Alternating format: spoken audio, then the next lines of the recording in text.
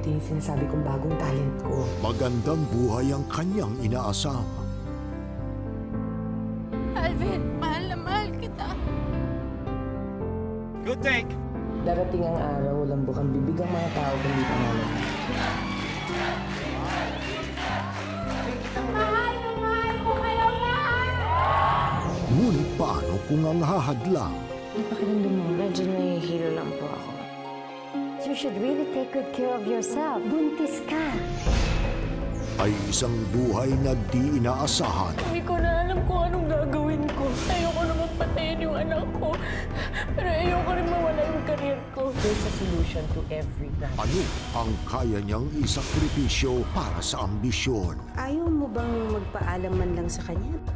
My Mother's Secret. Ngayong Lunes na, bago mag 24 oras.